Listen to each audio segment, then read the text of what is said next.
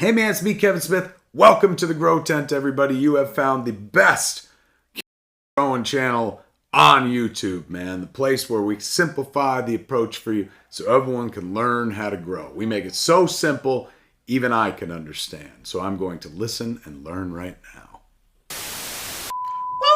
What's up, everybody? Welcome back to the Grow Tent. We got a great episode for you today. Today we're going to talk about some of the biggest mistakes when we get to the end of harvest, because I know we're all excited. We see all the bud that's hanging out in the tent and we're ready to chop it down. But these few mistakes that you're making, they can actually end up costing you quite a bit of yield and your quality. So today we're going to talk about the do's and don'ts when it comes to the very end of harvest. All right, but first, as always, it's the intro.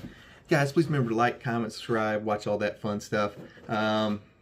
It might be the best week ever. If you have not joined our membership page over at WTTGT, this might be the best week ever to do it. There's a double drop coming up. We haven't done one of those since 2022 because it's a lot of work, and I remember the last time that I was like, I'm never doing that again. It's too much work. Well, I'm doing it again. So this might be your best week ever this week, because the merch store goes live August 29th. You don't want to miss it. All right, let's get to today's episode. All right, so today we're going to talk about the do's, the don'ts, everything you should be doing and not doing, and what I actually see is the most common mistakes that I see people making whenever they come to harvest. So it's harvest. We've sat through a month of seedling stage. We've been through 1, 2, who knows how many months or weeks of veg. You know, you're a new gardener, you're probably going to be in veg a little bit longer than you needed to be because you're not good at growing these plants yet. And now then we also suffered from 8 to 10 weeks of flower. So we've been doing this what seems like forever, and we see the fruits of our labor paying off in the tent. We see the colas sitting right there in front of us. We can smell them. We want to chop them down. And that's actually what brings us to our first problem is impatience. We get towards like week 5, week 6, where we actually start seeing bud development, like real bud development happening, and that smell that comes with it. And we get impatient and we chop it down. The biggest thing is, what you guys have to remember is weeks 1 through 4 flower is just the stretch. Well, weeks 1 through 3 of the flower are the stretch. Week 4 is a transition phase. So we really don't even start the bulk phase of flower until week 5. And then weeks 5 through 7 are your main weeks for bulking. What happens is a lot of times people get to around the end of week 6. Bella. They get to around the end of week 6 and they say, oh, look at this. This is starting to really look good, and they chop it down. So the first thing that you got to fight is impatience. Impatience is one of the biggest things, especially for new growers that haven't been doing this for a long time. We see this and we get impatient. Bella has decided that she's going to bark. So if you hear her, just ignore Bella. So impatience is the biggest one one of the biggest ones that new people have to fight, because they see all the awesomeness that's happening in the tent and they're just ready to chop it down because they want to smoke it. The number 2 thing that's happening is you actually just lose count of weeks. Mentally, you think, oh, it's no big deal. I'll be able to tell, I'll remember this was last week, the week before that. And they actually all start running together really easily. Even for me, if I don't write it down, I'll lose track of what week I am pretty frequently if I don't have it written down. Luckily, I do write everything down. And not only do I write it down, but like I'll keep like a big, like one of those desk calendars that, they have the really big, for the months and everything like that. And they have the really big squares. I actually keep one of those on top of every single tent in the garden. And whenever I do something in the garden, I just pull it off the top of the tent. I write down on the nice big square and the exact date what I did, and then I just throw it right back up on top of the tent, and I don't think about it till the next week when I'm in there messing with the tent again. So losing count of weeks is a huge one why people cut down early. They don't ever cut down late. They always cut down early.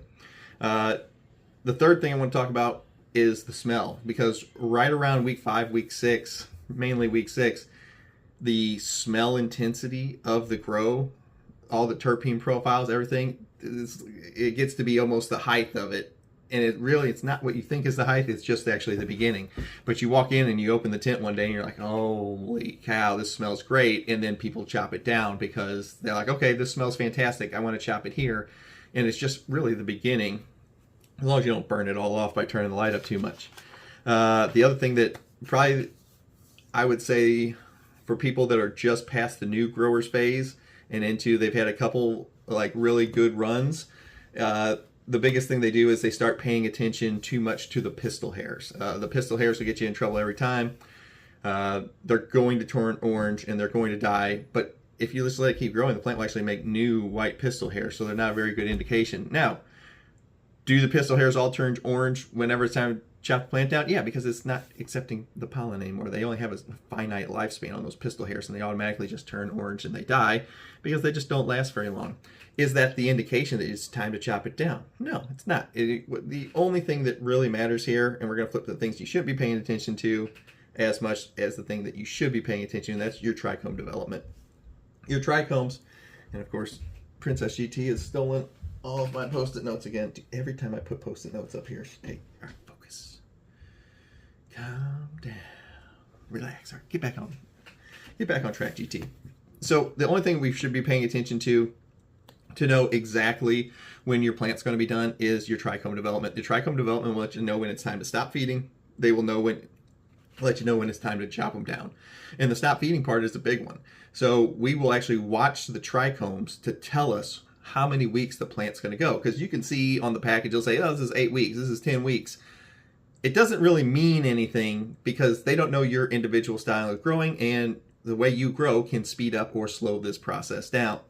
What I mean by that is, if you are like, yep, this is going to be a 7-week strain, and you get to week 5, you start checking the trichomes and they're all still clear, guess what? It ain't a 7-week strain because they're not, the trichomes aren't developed enough to cut down. On the same token, you're like, oh yeah, this is going to be a 10-week strain, but we get to the end of we get into week 6, and the trichomes are mainly cloudy with a little bit of clear. Guess what? It's only an 8-week strain. It's not a 10-week strain. So that means you need to cut food off at week 6 instead of cutting food off at week 8 because you were originally planning on making a 10-week strain. This is one of the ways we can mess up our grows because we're not paying attention to the trichomes. You guys should be starting to look at your trichomes starting towards the end of week 5. The beginning of week 6 is fine. That's how you know when you need to cut your food off, is by checking the trichomes. What we don't want to do is just read the package and be like, oh, yeah, this is a 10-week strain. That's what I'm doing. Before you know it, you checked your trichomes on week 6 and everything was like, hey, this is mainly cloudy with a little bit of clear. That means I know in 2 weeks it's going to be mainly cloudy with a little bit of amber. It's going to transition over, but yet you've kept feeding and they were already done. And the same can be vice versa. Like, oh, this is an 8-week strain. So you cut off the food at week 6. You weren't checking the trichomes, and it's like, hey, these trichomes were mainly clear with a little bit of cloudy at week 6. That means they weren't going to be done at week 8, but you cut off the food, and now you've shorted yourself on yield. That's why learning how to read the trichomes is so, so important to this, because it will literally make the difference between knowing when to cut your plant down, knowing when to turn off the food, or knowing when to keep feeding. And just knowing that bit of difference will make all the difference in how your plant comes out.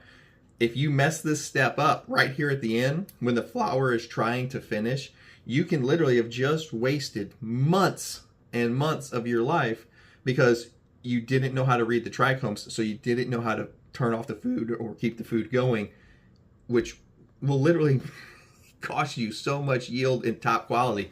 It's one of the many mistakes I see new people make that cost them. They were growing top shelf bud, and then they end up with mids just because of this. So I don't like seeing people make this mistake. So I figured I'd do this video to show you exactly what you need to be doing, exactly what you need to be looking for. And the best way to do this is either with a jeweler's loop. If you want you can get them off Amazon or anywhere else for like 19 bucks, 16 bucks. They're not very expensive. You want one with a 30X, and I also like having a 60X power. So you get them in double power. They're still only like 20 bucks. But the minimum you want is a 30X.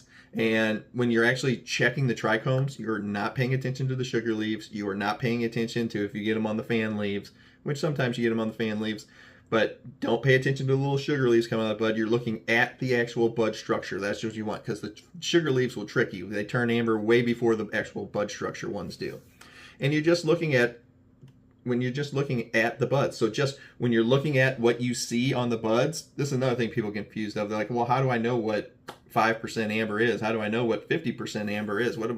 Is it 50% of the whole picture? No, it's just what you're looking at through your little, whenever you put your loop and you get that circular picture, or you can use one of those little cameras, the little corded cameras that you can plug in your phone. Either way works. But it's when you're looking at that section of bud, you just take an overall quick glimpse. You don't have to sit there and count them all up. Don't be doing anything silly like that. Like, oh, I'm seeing a bunch right here. And you just kind of give it a guess. We're like, yeah, half of them are amber. And guess what? That's 50%. This is not like, okay, I'm counting, this is exactly 5%. No, you just kind of give it a rough estimate. Like, yeah, I see there's a few amber on here with mainly cloudy ones and a little bit of clear ones. Okay, great. We're going to call that 5% amber, and it would be ready for the chop. All right, so don't go too in depth with like getting like, oh, this is exactly what it is. You just kind of give an overall picture of it, and you can either use a jeweler's loop or one of those little corded cameras that you can plug in your phone, and then you can just sit there and look at it. The jeweler's loop does take a little bit more effort to see. Those cameras are nice, as long as you get a quality one, because of the cheaper ones, they get like a real blurry picture. Another thing, when we're actually looking at the trichomes, which you guys don't know, the trichomes are where all your THC is. They look like a balloon or like a light bulb. They have a bulb on the top and the stem. And whenever we say turned amber, it's any parts of this turn amber. So if the stem is amber or the bulb at the top is amber, they could both be amber. That's what we're talking about. If any part of it turns amber, you consider that one amber. Okay, so it's not just the bulb, or it's not just the stem, or it's not both. It could be either one. If either one of those is amber, you count it as amber. All right. And then the last thing you do, the plant will extremely slow up on the amount of water that it's intaking. As soon as your plant slows up on the amount of water that it's intaking, it's in the last week of its life. It's going to be ready to chop at the end of the week. As soon as you see, like, you would normally walk in and be like, oh, this would normally be really light, now I don't have to water. You walk in and the plant still like hasn't drank half of its water. The pot is still super heavy. Don't ever water that plant again. It is done. It is, I don't care if the plant, it said it was going to be a 12-week grow and it's only on week 9. As soon as they turn off on the water, they are done. They've gone through their momentum. Do not ever water that plant again. Let it dry out, cut it, and hang it. It's 100% done. The second they turn off water like that, it's over. Don't ever water that plant again. All right. I hope this helps you guys out. Remember, we got the double drop coming up at the end of this week. You don't want to miss out. So if you haven't come over and joined up on WTTGT, might be probably the best week ever you could do it. So you don't want to miss out. All right. I hope you guys all have a fantastic week. Remember, any other questions you got, you can put them in the video comments below. I answer almost all of them, and I'll turn a bunch of them into videos too. So throw your questions down in the comments below. I'll get you taken care of. And if you want to hang out with me more, remember, come over, hang over on the membership page. I hope you guys all have a fantastic week.